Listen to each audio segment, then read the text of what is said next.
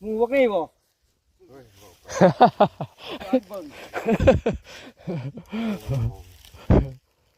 บาดคอนเบิดนี่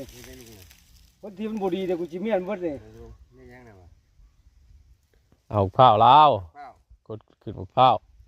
ไล่ทันผู้หนึงว่ะมีหมู่อยู่ว่าหาหมู่จักคน นี่หมูโทรมาสิว่าคุยกับเจ้าคนเจ้าบ่ทันแล้วว่ะ หมู่จักคนหำหลายคนอยู่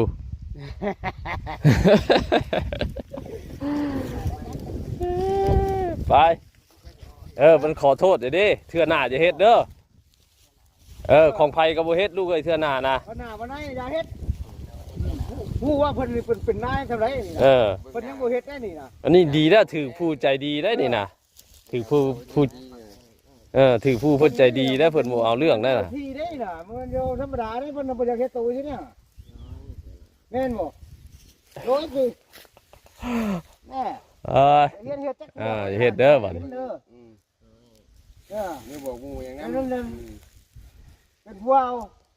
ไปเฮ็ดลักแงะแน่แล้วผู้สาวบ่มักทำเลยมันหน้าวันไหนมันบ่อยู่ก็ขอกินนี่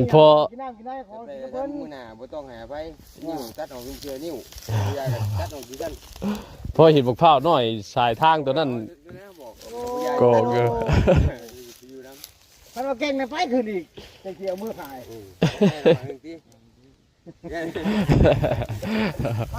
ไปกันแหละบอกงูน้ำแดงเลยไปกันเด้ออย่าเฮ็ดกระเทือบ่เลยเป็นแค่นี้จะดูตัว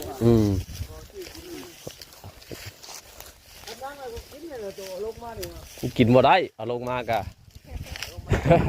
เอาลงมาแล้วกินบ่ได้นะลงมากินบ่ได้มันอ่อน